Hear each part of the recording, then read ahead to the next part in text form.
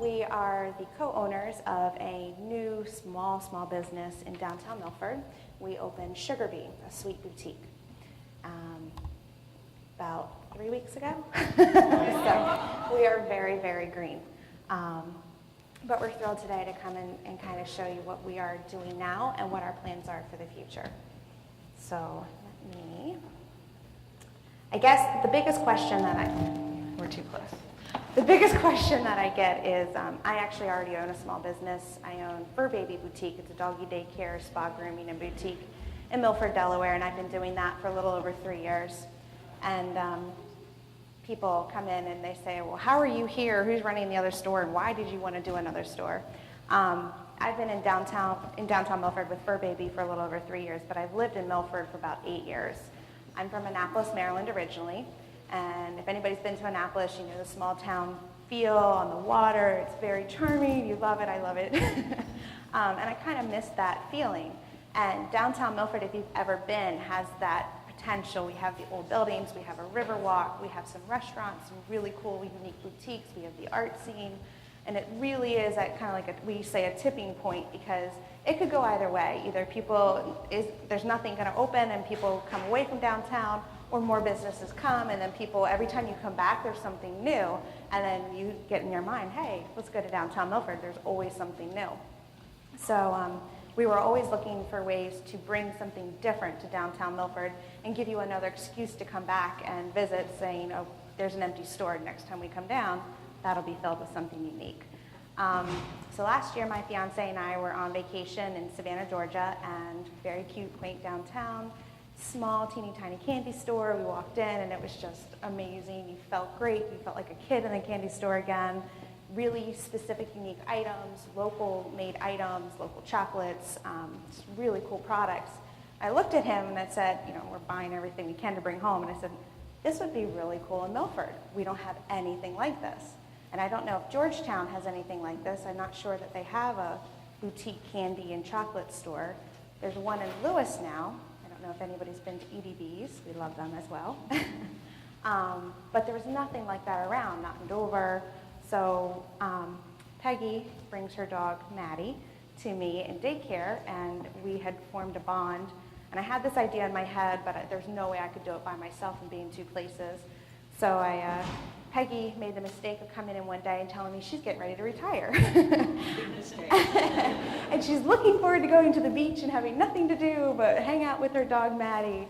And then she came in another day and said, gosh, I don't know what I'm going to do. And I just kind of threw it out there and said, hey, I got this idea. And she said, funny, went home, came back the next day and said, all right, let's do it. That was about 4 months ago. I retired at the end of February, just so you get the time frame. Yeah. So February she retired, and 3 weeks ago we opened. So we're open for business, and we're really excited to bring something new and different to downtown Milford. Neither one of us have a background in candy or chocolate, or retail for that matter. You were in New York? I was in New York. I've worked in the financial industry, but I ran client services for about 35 years, so I had a background like that. But to Sherry's point, I moved to Milford about 7, 8 years ago, and my husband and I continuously talked about what kind of a business could we bring to Milford. But not having a retail background, I had no clue. So when Sherry did broach me, I did laugh. I still don't have the time to go to the beach, but I found it intriguing, and that's how I got involved with Sherry as a partner. So Sugar Bee is a sweet boutique. We offer fine candies. We do a huge nostalgia line. Squirrel nut zippers, Mary Janes, all of the old-fashioned candies. We have a really cool 1950s-ish vintage refrigerator where we stock really hard-to-find sodas. So kids of all ages, we mean it. The adults come in and they buy more than their children do because you can find things that you haven't seen in decades.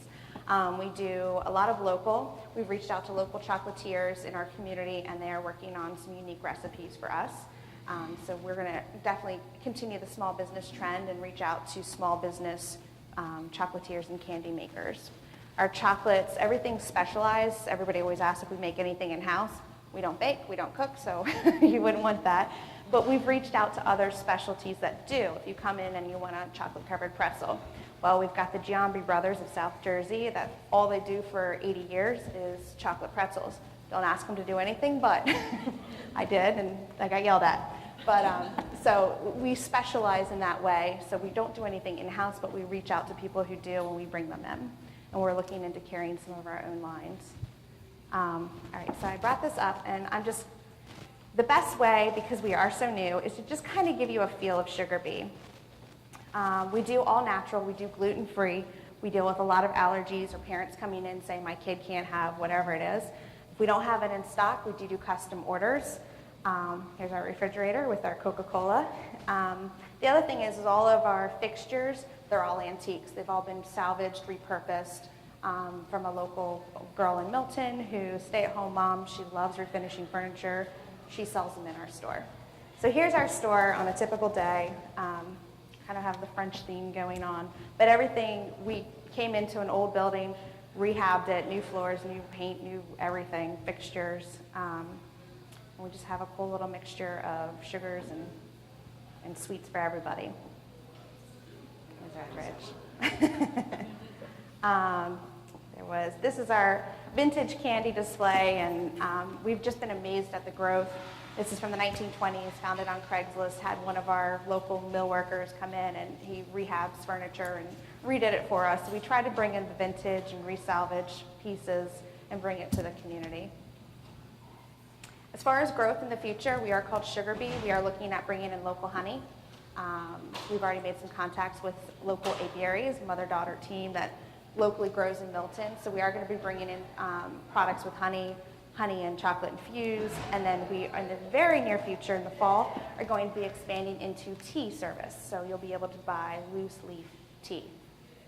So we've got some plans for growth, but right now, we've had phenomenal 3 weeks. We've had to reorder our products 4 times now. We've sold out of a lot of products. We went through 300 candy bags our first day open. We sold out of our candy bags, so we're at the grocery store buying bags to give out to people. But so we're new. We're always looking for a way to improve, and any ideas that you all have. Favorites, we have a favorite board. If you don't see something you like, put it down. Next time we order, we pull from that book. And that's pretty much all. Great, thank you.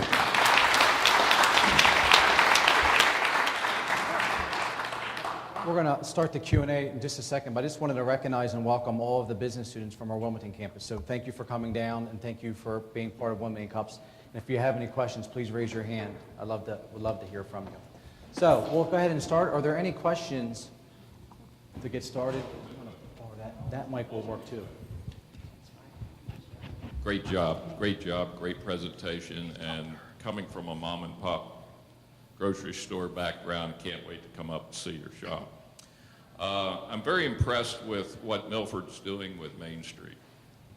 Can you tell me what you all are doing together to actually make that a Main Street that I think you have to be very, very proud of? The people of Milford are a special breed of people. They really care about their town. And coming from a bigger town, walking into a smaller town, you're shell-shocked at the difference. But the one thing is the community. It really is a sense of place. So you can walk down the first time and be a stranger, you're going to make a friend. The next time you come back, everybody knows you, who you are, where you're from, everything you're going to do. So any store you walk into, we might not know your name when you come back, but we'll say, Reese's Peanut Butter Cups, got them for you. It's just a small town feel. There is a group called Downtown Milford Incorporated, DMI we call them. They are a nonprofit. They have a home base right behind City Hall, and their focus of volunteers is specifically focused on downtown Milford. Whether it's attaining new businesses, helping the ones that are there, they create our Bug and Bud Festival, downtown, like Eat in the Street events. Everything's focused around downtown. So if you were to go to them and say, I'm looking for XYZ, they'll be able to tell you where to go. It's kind of like a chamber of commerce, but their focus is downtown Milford. Any other questions?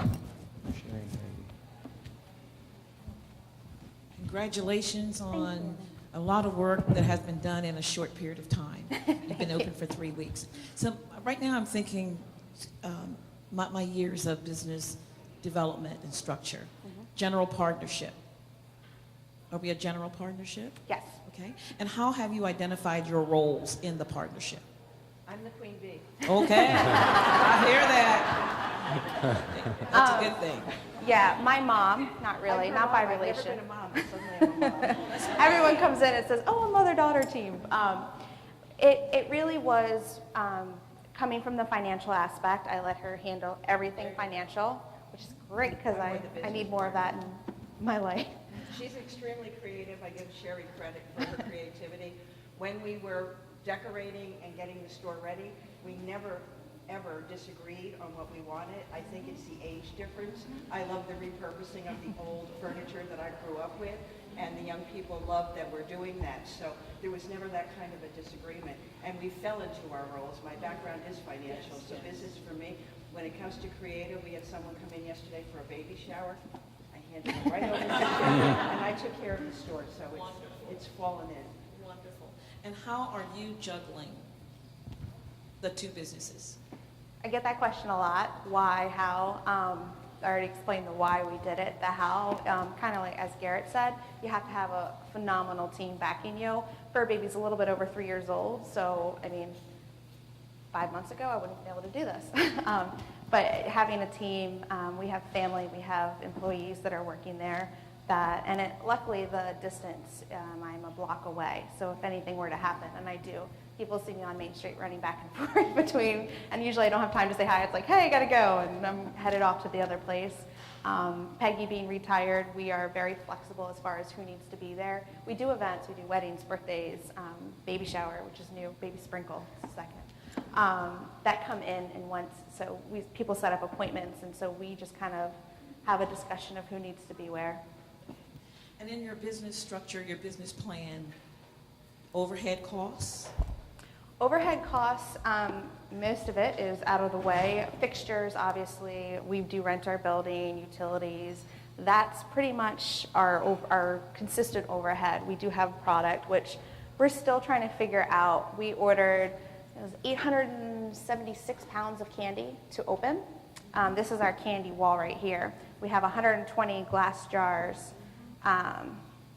that just expand. So when you walk in, you're just hit with 120 varieties. And we had a tractor trailer block downtown for about 20 minutes while we filled the streets. After 3 weeks, after 2 weeks. Yeah, so we did. We sold out of some of them, but so we're juggling some of the other overhead costs, which are going to be product inventory and reordering. We're still trying to figure out that balance. For the most part, neither one of us has the experience or was expecting this sort of response from downtown Milford. Everybody is very, very supportive, so we are selling out of things. So as far as overhead, we have our fixed overhead, which we can accommodate for, but we're still learning. So you're daily tracking your... We do have a point of sale system. We actually had a cash register that was milled for us out of mahogany, so we kept the old feel, but we do use an iPad, and we are using PayPal, so it's very modern. People sign with their finger, and you can get a text or an email receipt, and that keeps track of all of what we're selling, our most popular. We have, you can sign up. We do keep track of customers when they come in if you want to be emailed. So we are keeping track of product, but usually we just look at this jar and see it's empty. So what would you do differently? For opening? Mm-hmm. Since you've opened, you're learning as you go. This is new to the two of you. Differently, I think, what we hope to gain the knowledge of ordering more intelligently. We are now in summer, and with wholesale, when you order, there's a minimum that you have to order. Well, we've always met those minimums. We're at 3 weeks, and some of these companies, this is our second to third order. They're now packing them with ice. Anytime you do an ice delivery, they add $100, doesn't matter where it's coming from. So we will be able to better forecast our sales and be able to purchase more intelligently different product brands and know that, okay, well, we're getting into a warmer month, and if we do it this way, it's going to, and sometimes it tripled our shipping costs because of the $100 that they tack on. So we're learning, and you can't change your retail price to accommodate for that. You can't walk in 1 week and it's $3, and the next week it's $3.50. So we are learning, and we're going to be watching the trends to see. It's definitely a learning experience. Question for you. It looks like and this is reminiscent for me of years and years ago, many, many, longer than you are old, I'm sure. My wife and I had 6 Peterson's Candy and Ice Cream stores from Newark to Ocean City, up and down the state, 2 states. But it was interesting because the fit was for small towns, such as Georgetown, as you mentioned, Milford you are mentioning, probably Millsboro, I don't know. But it looks to me like this could be, with the effect of what you're doing, possibly a franchise opportunity. Have you thought of it, or has that been mentioned to you? No. I don't mean in 5 minutes. No. Not in 5 minutes, but there are sources that you can go to who will actually take on the burden of putting together the franchise to have it released and put into the marketplace. There are sources for that. So it may be a thought. I tell you, that's novel, the way you've lined your candy assortments up and things of that nature. We haven't been asked about franchising. We have been asked if we're associated with other like EDBs. Everybody thinks that we're part of them. We're not. Shipping, we've had calls from California. Social media is a wonderful thing. And we have people that are good bothering us every day for getting an online website so that we can be able to ship. So that's something that we're looking into. As far as expanding or doing anything, not for a number of years before we see if this model, how well it's working for us. And I know Peggy at some point really does want to retire. I keep saying I want to work part-time. It hasn't quite worked out. Not gonna happen. I have been asked about Fur Baby. It's a small dog boutique, daycare, grooming. We're getting ready to add overnight. I have been asked about franchising that, and to be honest, I am so ignorant in the world of franchising. I have no idea how I would start that, who would be interested. So I don't know. I guess I would have to look into that further. Yeah, have a partner of somebody who would handle all that for me. My question is, how did you determine your location, and how did you determine when you would open? I believe you opened in time for the Bud Fest perfectly. So per Peggy's request to have a summer of retirement, we were not planning on opening up until fall, which gave us plenty of time to come together and procure all these antiques and everything that we were going to do. And then we started talking, and there was the perfect location in downtown Milford. It's right on Walnut Street, which is our main street. It's 2 doors down from our coffee shop, which everybody frequents. It's downstairs from the dance studio, which has children of all ages. Across the street from Blooming Boutique, I don't know if you know that, where all the women shop. So it really had, like, it became available, and we were sitting there staring at this building thinking, well, how many months can we sit on this so that we're not paying rent and holding an open space? So we decided that we could not have the success that we wanted without that exact location. So we went ahead and we negotiated with the landlord, got the lease, and decided, well, it doesn't make sense to sit with an open building. So we started construction, started talking, and Bug and Bud brings in over 10,000 people to our downtown. So there is not a better day to get your name out there for people who never come to Milford except that one day, give them a reason to come back. So we opened up Bug and Bud, lots of late nights, but we killed ourselves to be open for that because of the exposure value. We didn't have signs up. We didn't have our cash register, but we were open for business and for people to come in and get a feel for us, and you can't pay for that kind of advertising, so that's why. It was an incredible day. I did get my sister to come from Jersey and volunteer, and we've had people come back into the store to say that they could not get into the store that day, Yeah. so they wanted to come back to visit, and we actually used my silverware tray For our cash register. So that's how we started. Very But it was grassroots. really gratifying, and it was well worth the hard work. Thank you. Are there any other questions?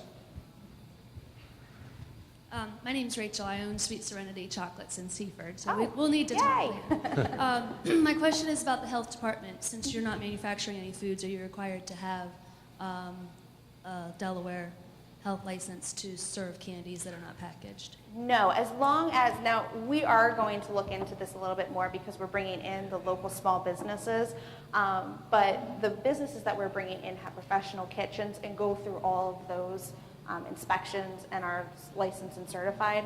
But the way that we understood it was as long as we are not making in-house baking or packaging or anything like that, then we are reselling, and therefore it is just a retail license.